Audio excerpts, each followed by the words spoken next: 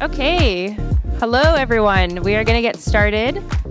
Very excited to be here. My name is Dina, and I'm the president of Collisionless, which is an advisory firm focused on Web3.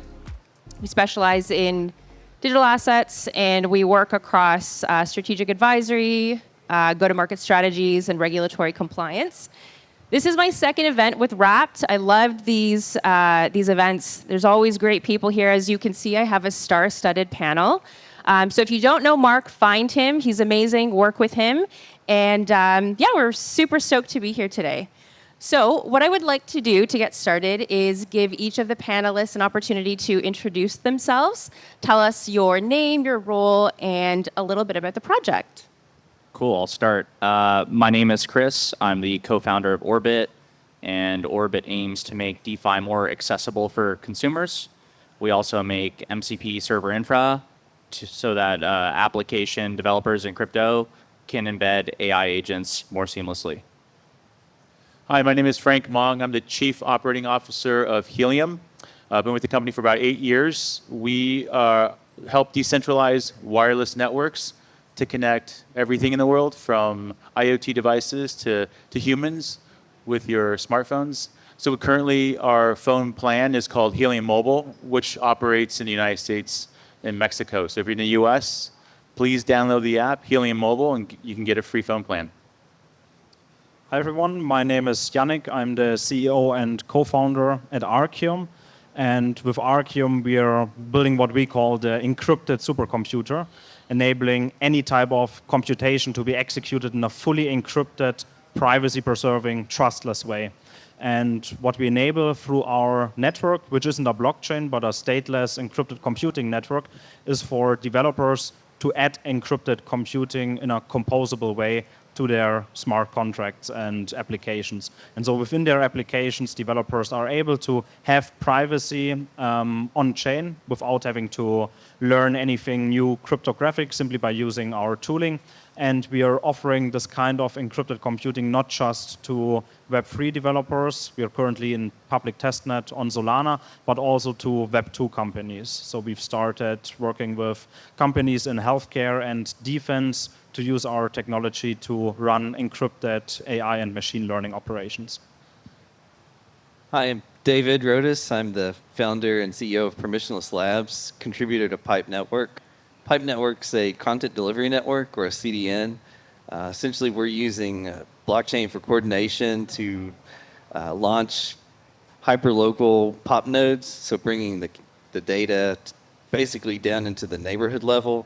At this point, it's really phenomenal. We launched a testnet last week, and performance is showing about half the latency of traditional CDNs. So we're super excited to take this product to market. It's very unique, and essentially we're able to outcompete existing Web2 technology leveraging blockchain.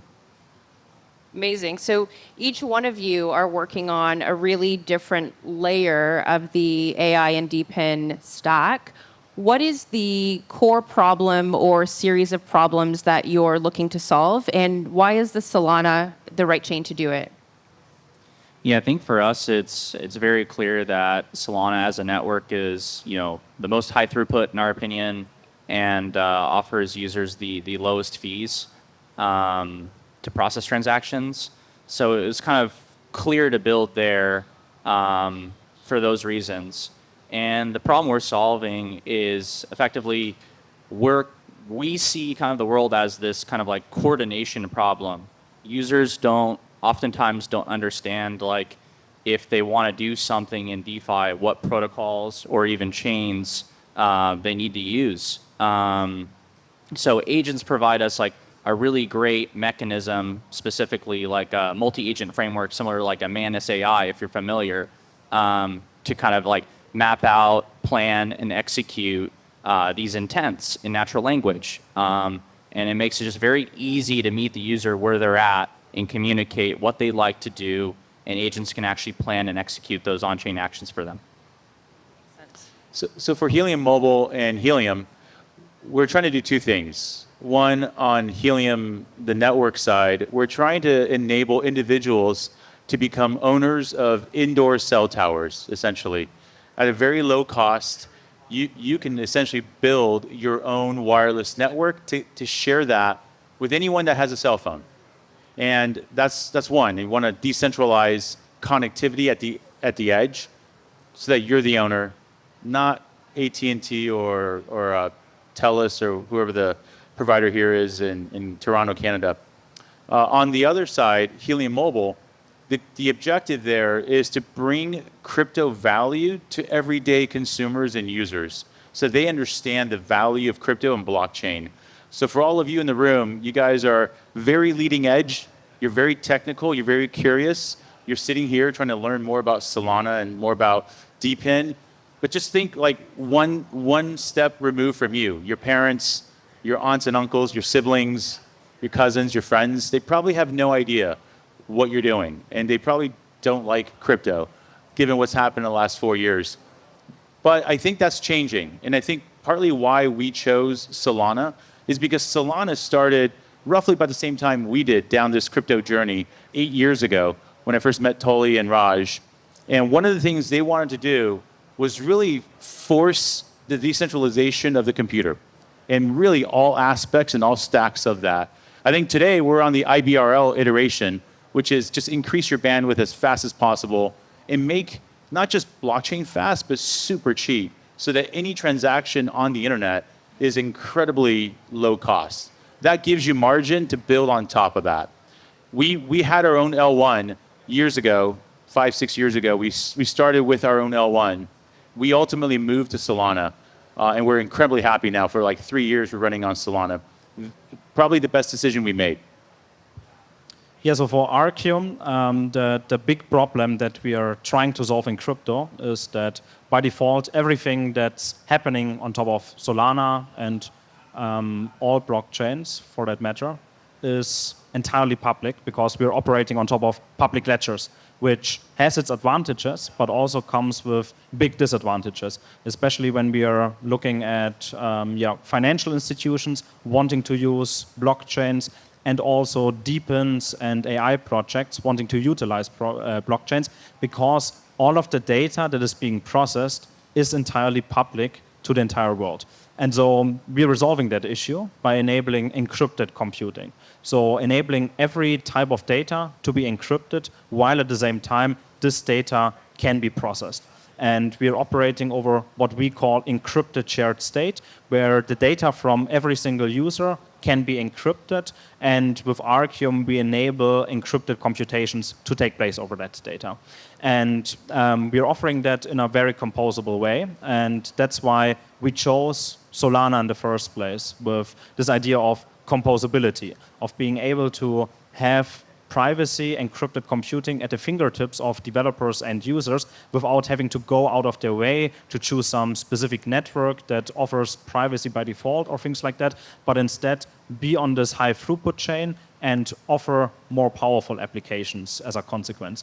And as a result of that, what we are also pursuing is onboarding new customers into Web3. And those customers mainly are large financial institutions that care about financial privacy, that care about trading in a privacy-preserving setting, because nowadays around 60% of daily US spot volume, for example, happens in TradFi dark pools, off-exchange trading venues where the players can have privacy, and we're offering that in a trustless, encrypted way with our infrastructure. And at the same time, by acquiring last year our largest Web2 competitor, who've been leading in encrypted AI for healthcare, defense, and TradFi, we are not just offering these kinds of privacy-preserving computations for on-chain use cases, but also for decentralized machine learning training over encrypted data and inference. And so that enables us to onboard a whole new suite of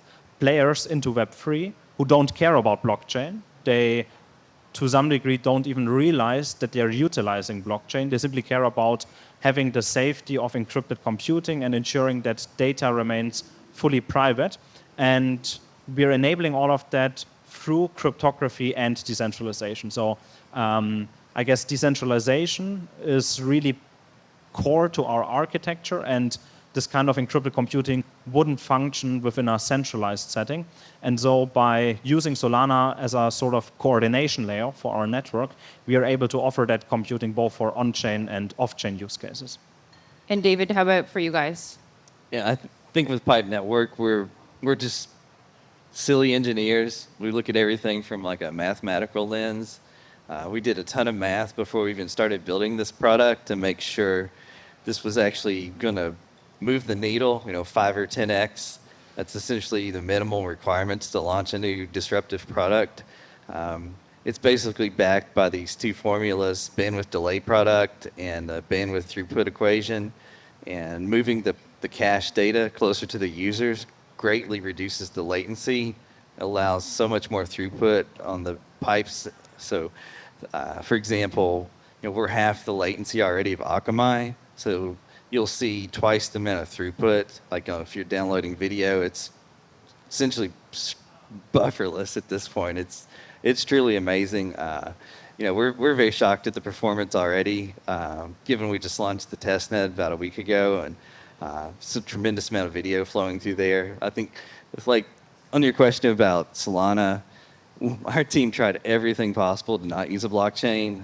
We're previously sold a video company to AWS, so we're much more Web 2 friendly, and to get this, we've got 230,000 nodes right now, and trying to do ACH wire transfers would have been impossible. So randomly, I was introduced to Anatoly, and we're just talking about error correction and erasure encoding, a bunch of super nerdy algorithms, and I'm like, this guy really is super into engineering and feels like a great place to build. So that's kind of how we selected to build on Solana.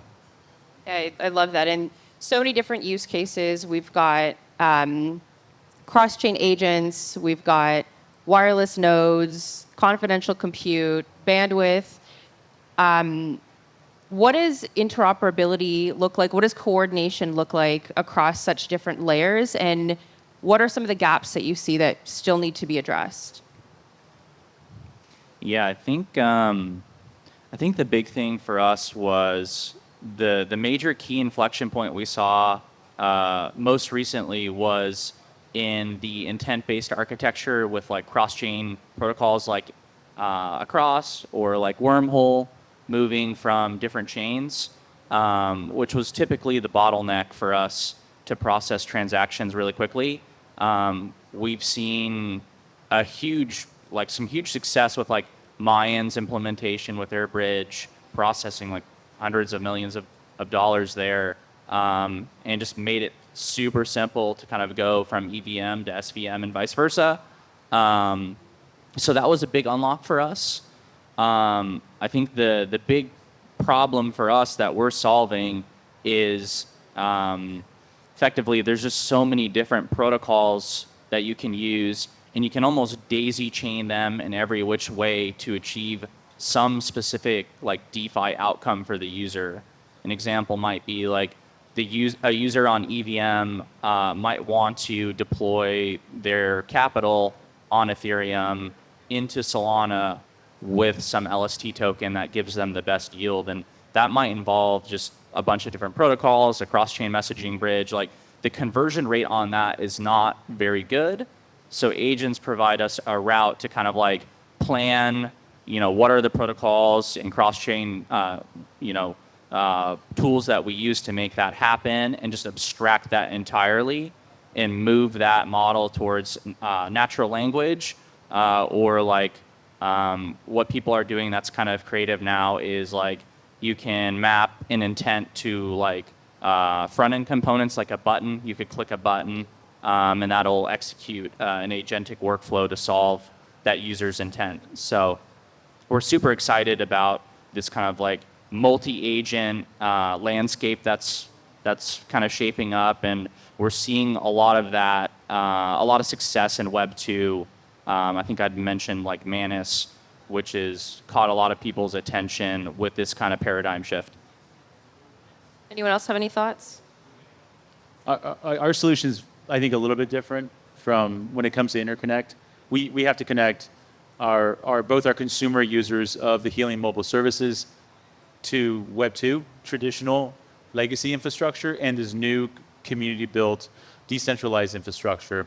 So there's a lot of work in there that really helps us guide in using Solana to ensure that we can collect information anonymously from people that are using Helium Mobile to tell us where they tend to dwell, and if that dwelling location has Helium coverage.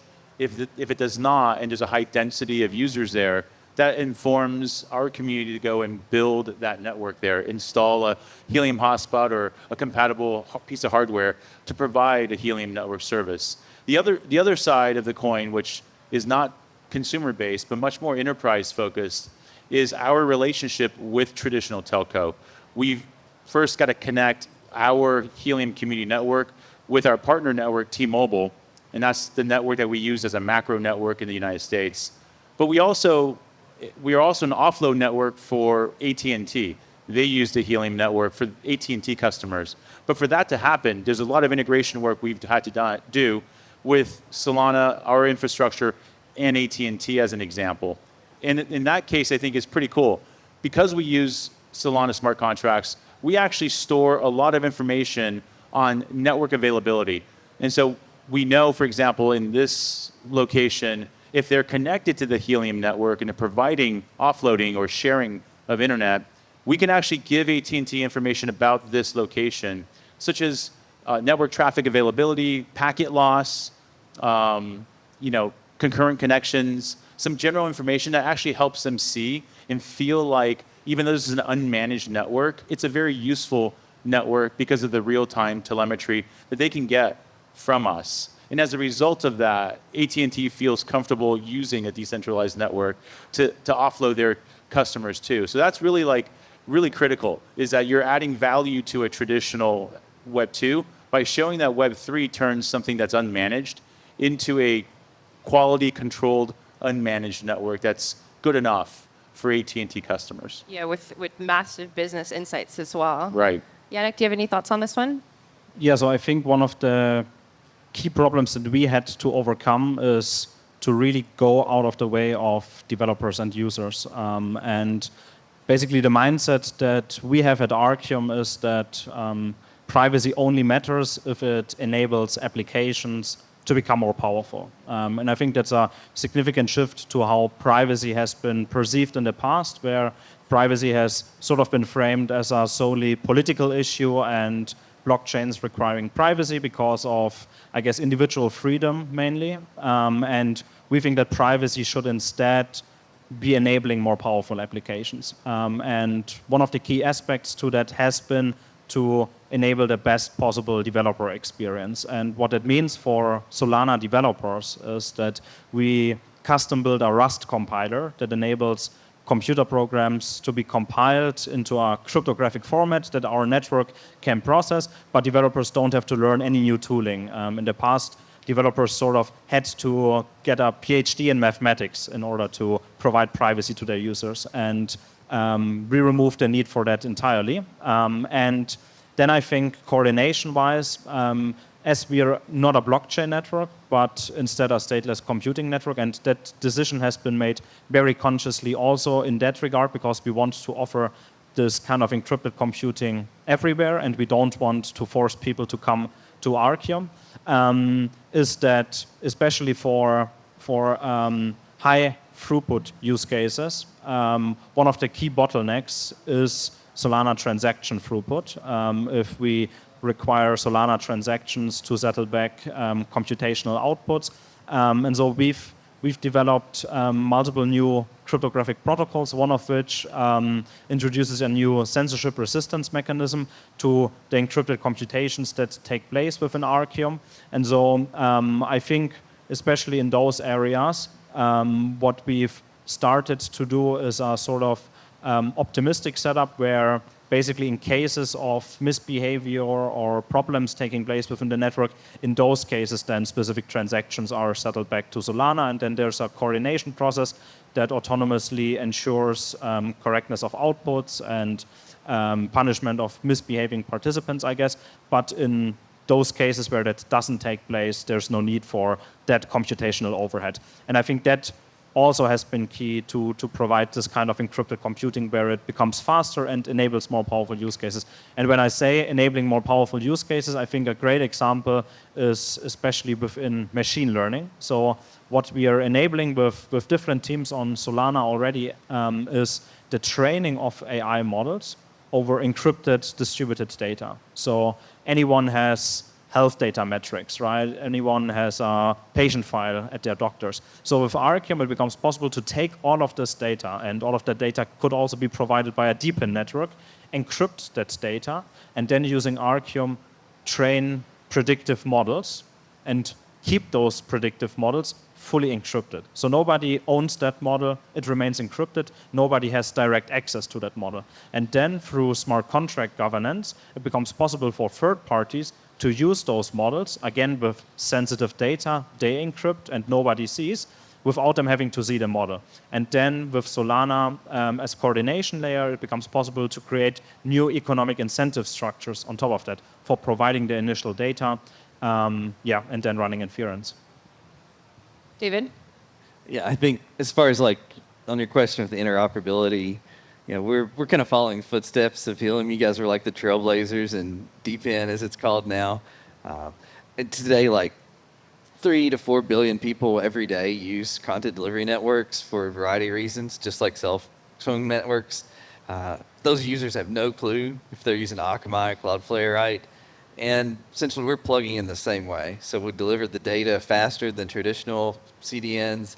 On the back end, interoperability, because we're like old video engineers, we just made the system fully interoperable with like Akamai's APIs so that customers could transition over very smoothly. There's a little bit of blockchain piece besides like the payout coordination. We invented some kind of crazy, we didn't want to, but some crazy zero knowledge proofs. So ZK TCP and ZK Quick, so that we can write succinct proofs to the blockchain that the bandwidth had actually been serviced. It feels like that's a huge issue in all of DePIN. So, all of DePIN has some type of bandwidth transfer, and I don't know, this is one of the unique use cases of zero knowledge that I think is probably going to pick up quite a bit. We're hoping to publish and get this out more broadly soon. And maybe, David, I'll start with you for this next question. So SIMD 0096 obviously proposes changes to transaction prioritization fee structure. How do you think that will impact AI and DePIN use cases, specifically around high frequency or latency sensitive applications? Yeah, so it's been really fun, as we optimized and built this product to service the video industry, which is the bulk of global CDN revenue. About half of our users and customers today are actually AI.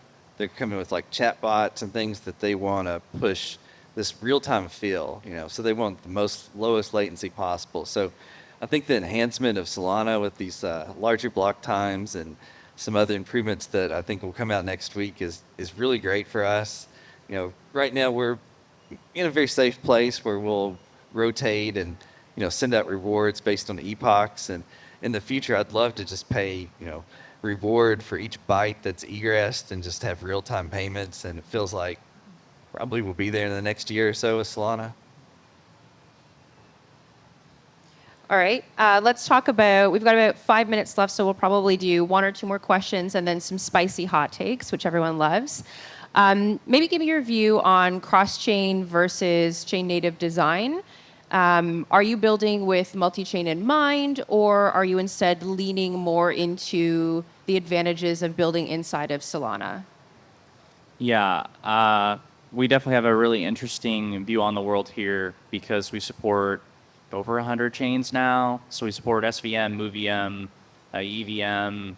I think, and like, if you asked me early last year, I thought this like maybe app chain thesis would take over the world. I come from like a cloud infra background where like everyone wants their own compute, everyone wants their own storage.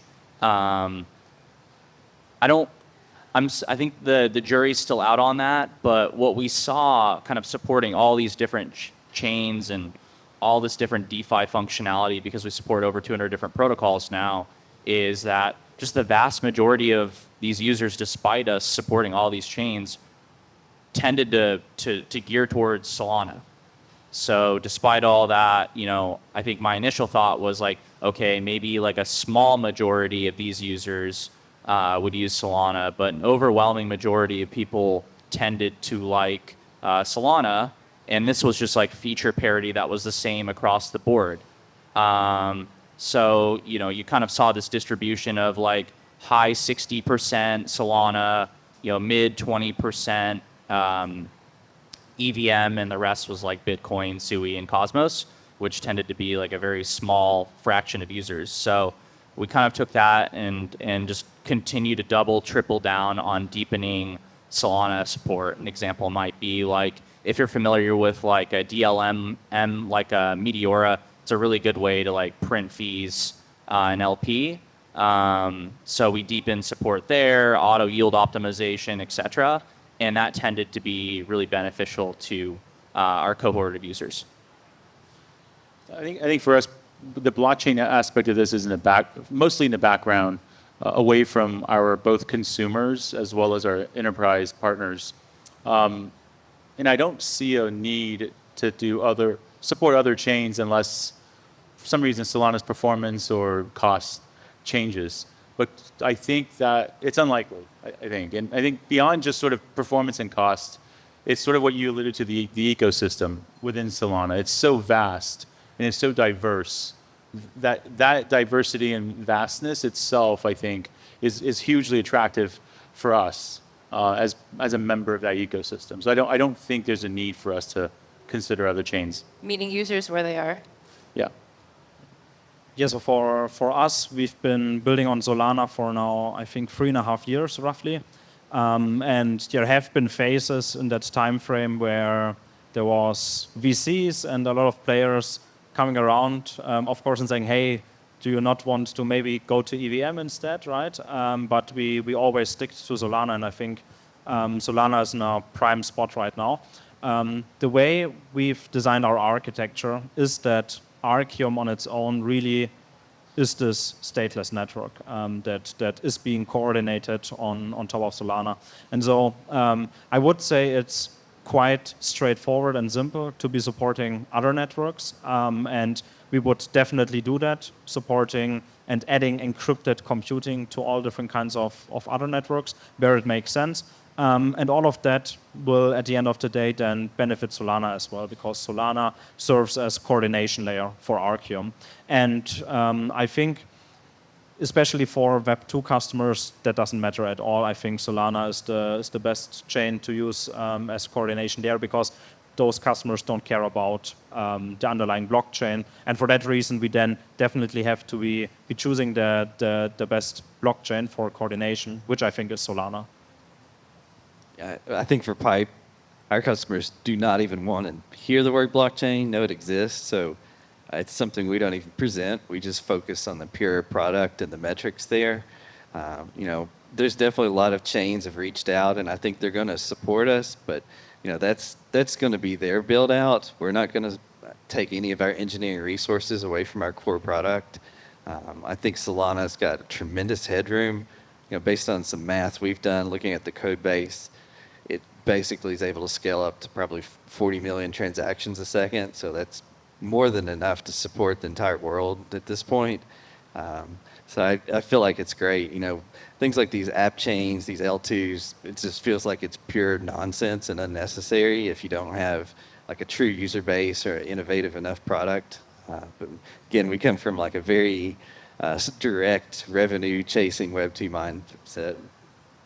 I've been in crypto and blockchain for about a decade now, and one thing that I really appreciate on this panel is everyone is like, we don't want to do it just because it's blockchain. And users don't care. We just want to do the right thing to have the utility there and to get the stickiness with the users. So really appreciate that about all of the projects here that are represented. So 39 seconds left.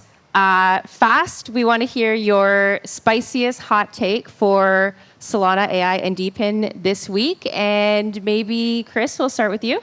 Yeah, I think probably in the next 2 to 3 years, applications, 80% of applications will embed some sort of application functionality driven by agents? I think given the current landscape and change of landscape in the United States around crypto, and HNT is no longer security, I think there's a lot more creativity we can get into as we are growing our Helium mobile business into millions of subscribers and users, generating a ton of revenue. We have a lot more latitude on tying that revenue back into the HNT holders for crypto value. And so I think those are some of the things that I would look to this coming year. The majority of on-chain activity will be executed in an encrypted way, which in turn will onboard millions of new users. I think myself as like a blockchain skeptic, almost negative. You'll see a lot of things shift over the next year or two. Like we just watched Microsoft back out of a $80 billion commitment on new data centers.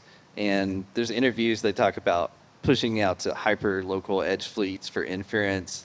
I think we'll see a lot of more partnerships in a similar model as Helium. I think can see Microsoft reach out and partner with like IONET and these different GPU products. I think for us, like our CDN product will be so competitive that if these guys want to survive, they'll have to do the same thing and perform basically CDN bandwidth offload. I imagine those other industries that'll get innovated in DePIN sector. So it's going to be a wild ride over the next 2 years. All right. Well, there you have it, everybody. Thank you so much for joining us. Thank you to the panelists. And I think everyone's going to be here for a minute or two if you want to come and meet everyone.